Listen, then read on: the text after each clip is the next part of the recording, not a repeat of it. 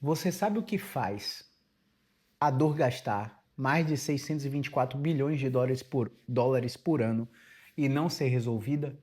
Uma coisinha chamada crença.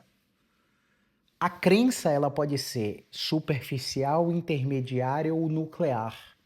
E as crenças são formadas por aprendizados que temos com a vida, inclusive o aprendizado de como sentir dor. Quando a gente está engateando, que a gente está naquela fase oral, pegando todos os objetos do chão e colocando na boca, metendo o dedo em tudo que era buraco, e quando chegava no buraco da tomada e você tomava um choque e se assustava, seus pais colocavam a mão na cabeça e, meu Deus, o que é que aconteceu? Corriam para pegar você, davam um carinho. Naquele momento você tinha um aprendizado associativo. Você associava que a aversão causada pelo choque elétrico produzia dor e o cérebro começava a aprender o que era dor ali e fatalmente você aprendia que diante de um cenário de dor, você tinha cuidado e carinho dos seus pais. Anos se passaram e hoje você não consegue enxergar os benefícios de se manter com dor. Caio, você está dizendo que eu estou com dor porque eu quero?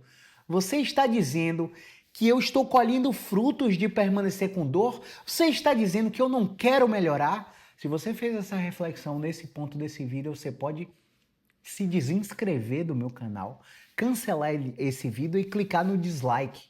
Se você não tem calma nem paciência para entender o que pode mudar o seu contexto, o seu sistema nervoso, para que você, enfim, melhore da dor, você pode abandonar o meu canal agora, parar de me seguir.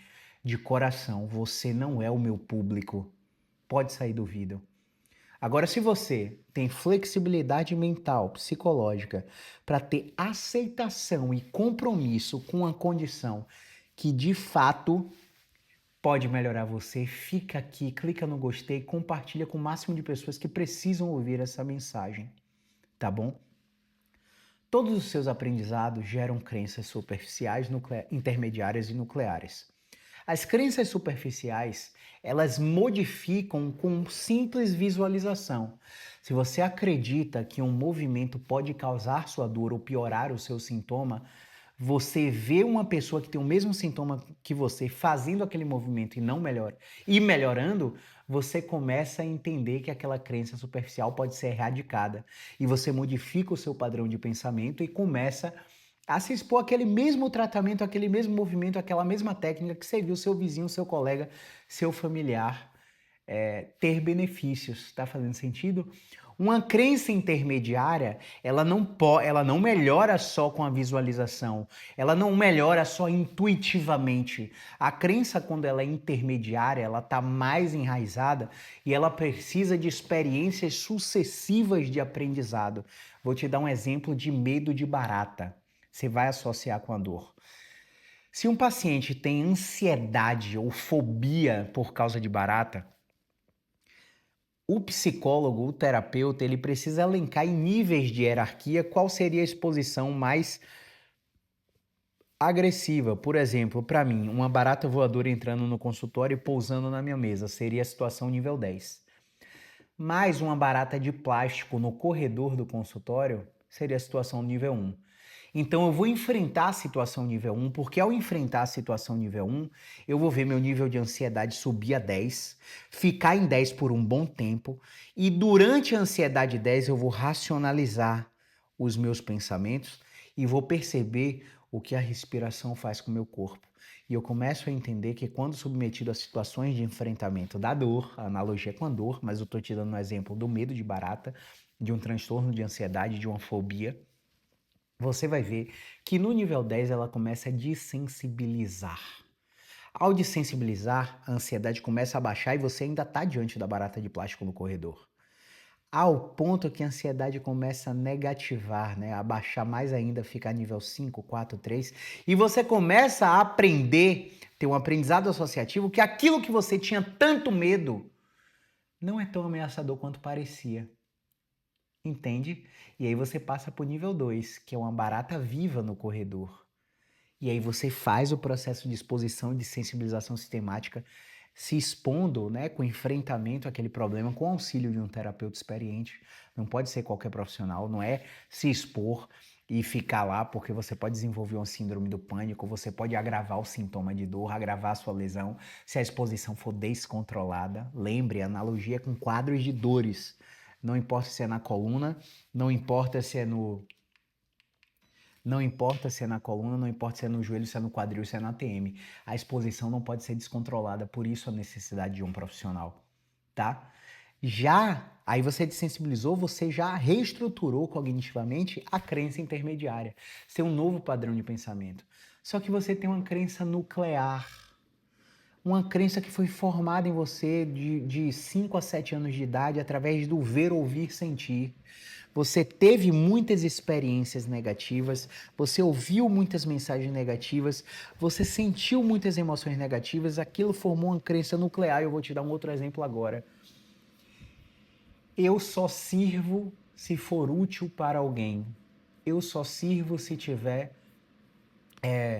fazendo algo para uma pessoa. Eu só vou ser amado se eu prestar para alguém.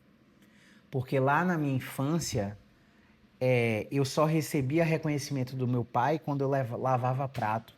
Eu só era elogiada por minha mãe quando eu fazia as tarefas de casa para ajudar ela. Então eu aprendi que eu só presto se eu servir a alguém. Servir é um ato que eu diria colossal do ponto de vista espiritual, do ponto de vista. A palavra me foge agora, pessoal, mas do ponto de vista divino, a gente veio aqui para servir. Quanto mais rápido você entender isso, mais feliz você será, mais rápido sua missão será cumprida. O foco é servir, todo o resto é consequência. Como eu posso te servir melhor? Só que nessa experiência de ver, ouvir, sentir, o servir mesmo meio que virou uma escravidão. Então, entenda o processo de dor. Eu só vou melhorar se eu servir alguém para ser reconhecido. E sendo reconhecido, eu tenho o meu alívio do sofrimento psicológico e isso desensibiliza o meu sistema nervoso e isso faz eu melhorar da dor. E eu fico preso num caminho que melhora a sua dor, só que paliativamente, porque eu não tenho autoconhecimento suficiente para entender que eu sou útil, eu sou amado pelas características que eu tenho e não pelo meu ato de servir, de ser benevolente.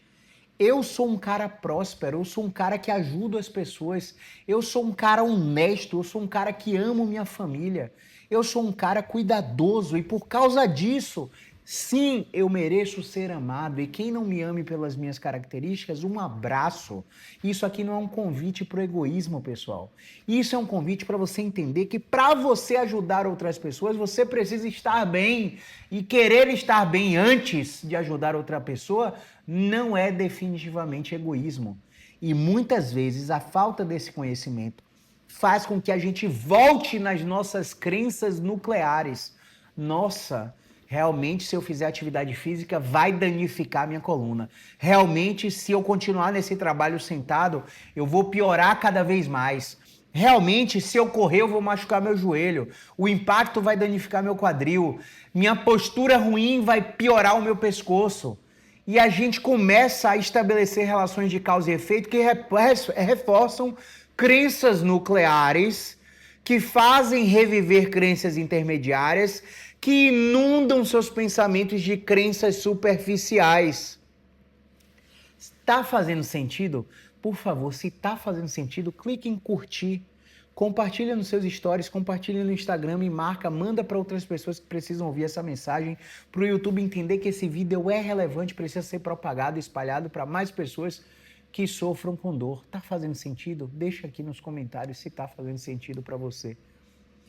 Por causa dessa falta de conhecimento e dessa falta de orientação técnica especializada dentro do contexto do paciente, muitas pessoas ficam indo e voltando nessas crenças e estabelecendo relações de causa e efeito para suas dores. Vou exemplificar para ficar bem didático para você.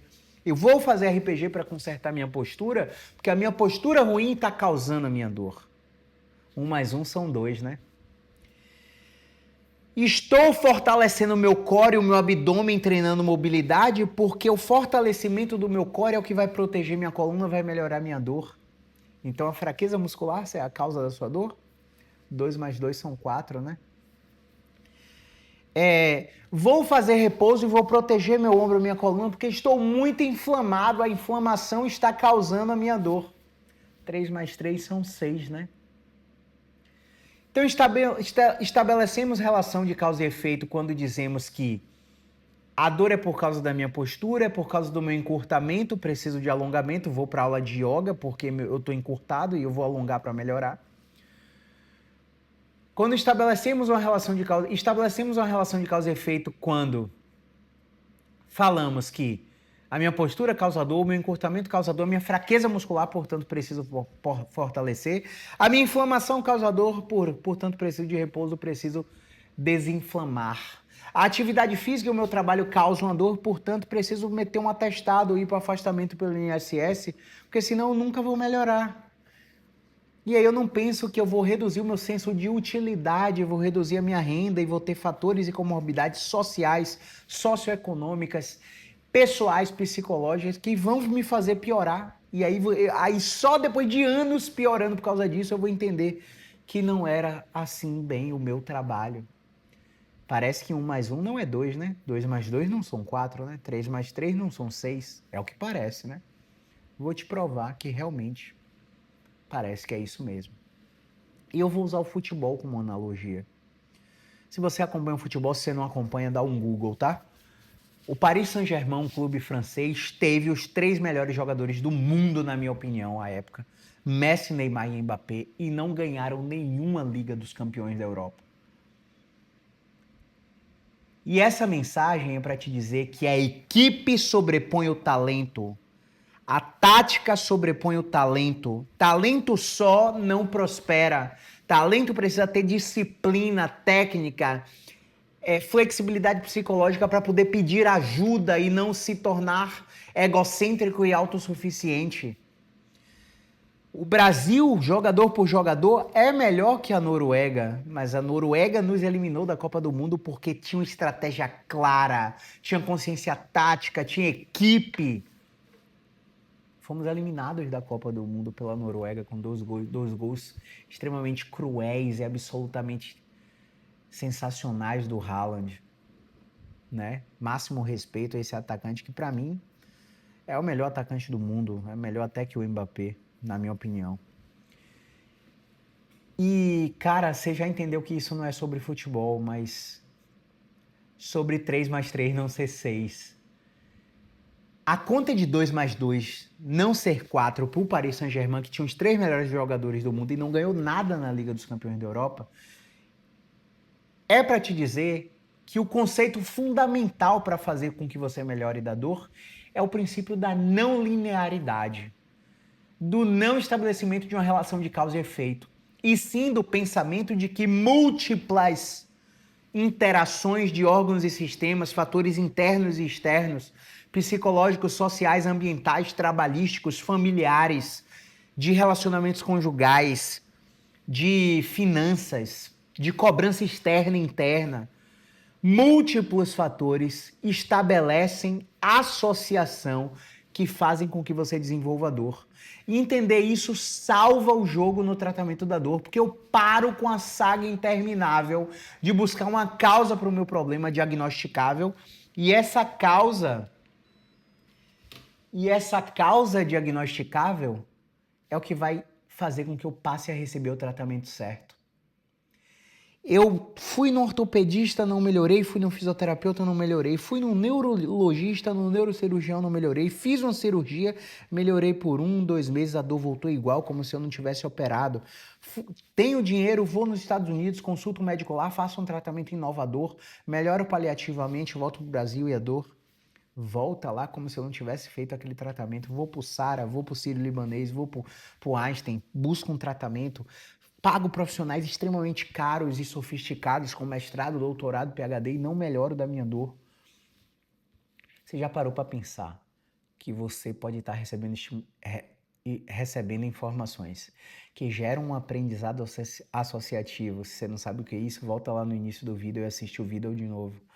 Gera um aprendizado associativo que te devolve para aquelas crenças nucleares que você tinha, para aquela crença intermediária que você tinha, para aquela crença superficial que você tinha, que mantém o seu padrão de dor.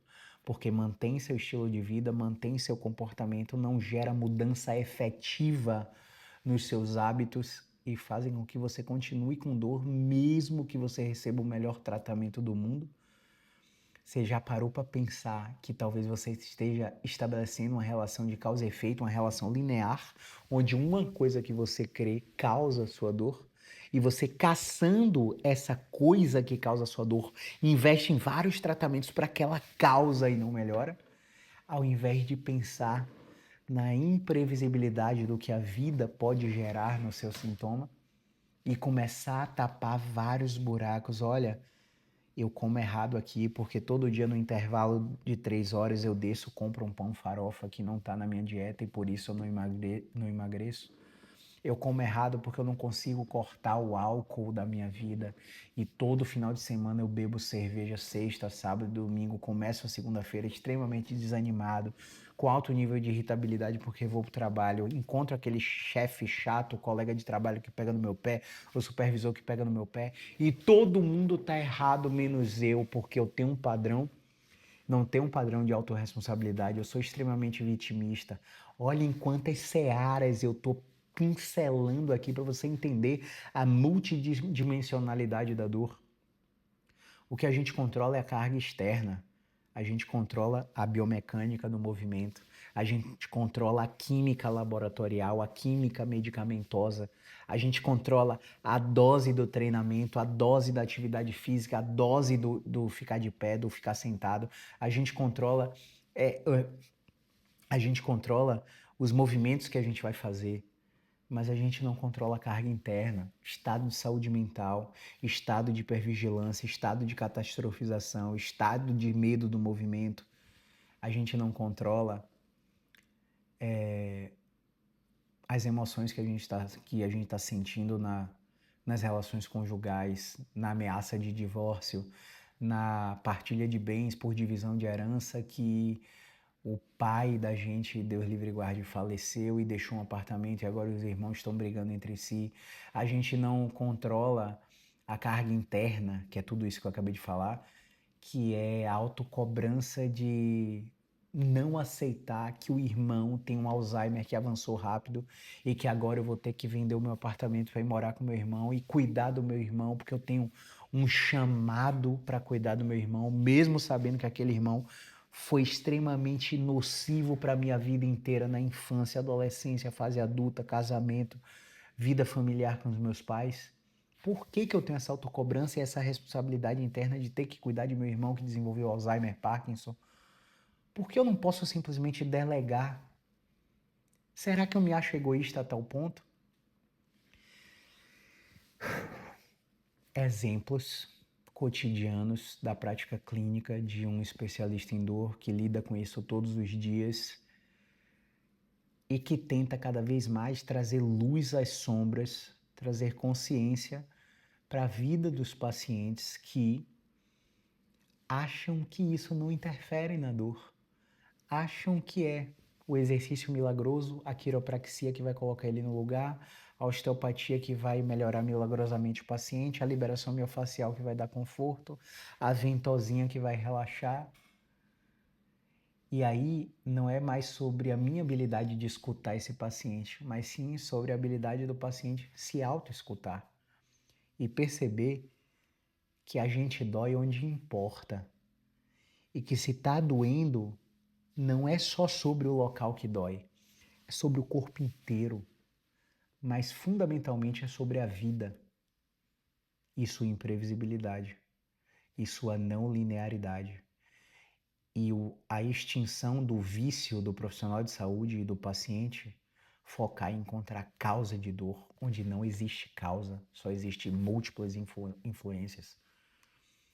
É sobre a omissão dos profissionais de saúde em não falar sobre o que realmente precisam falar para esses pacientes, porque tem medo das reações dele, porque tem medo das relações deles e medo de perder financeiramente aquele paciente.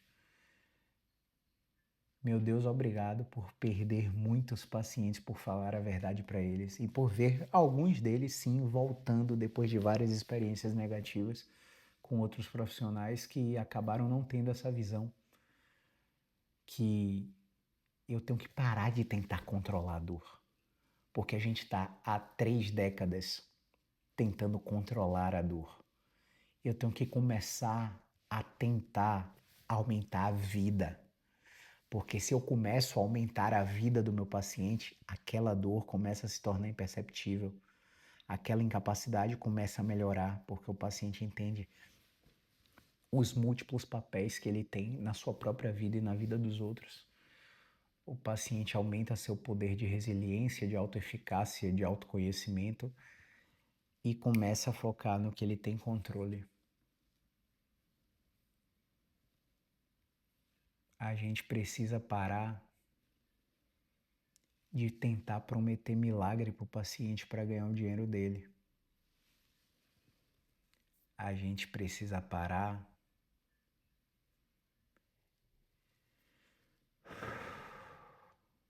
A gente precisa parar.